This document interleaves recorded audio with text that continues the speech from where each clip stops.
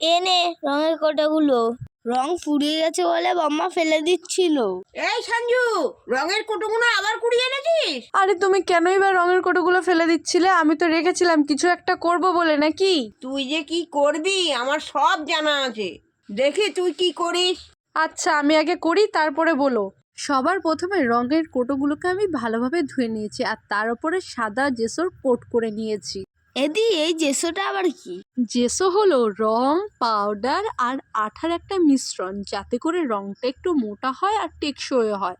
তারপর হলুদ রং করে নিয়েছি ওই জেসোর কোডের ওপরে, কারণ আমি আজকে 3টে কোটো রং করবো আর 3টেই কিন্তু করব ইয়েলো থিমের ওপর। আর তার উপরে দেখ কালো ফেব্রিক দিয়ে আমি সুন্দর করে কিছু ফুল প্যাটার্ন এঁকে নেব। তার ওপর দিয়ে কিন্তু হালকা হালকা দাগও দিয়ে দেব। বল তো কেমন লাগছে? ভালোই তো লাগছে।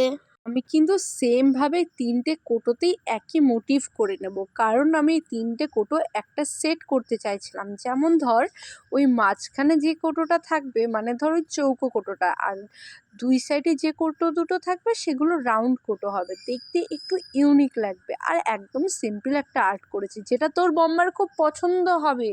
তারপর কিন্তু ওপরের অংশগুলো কালো করে নিয়েছি, যাতে একটা মিল থাকে, মানে 3টের মধ্যেই যাতে দেখতে একটু সৌন্দর্য বাড়ে।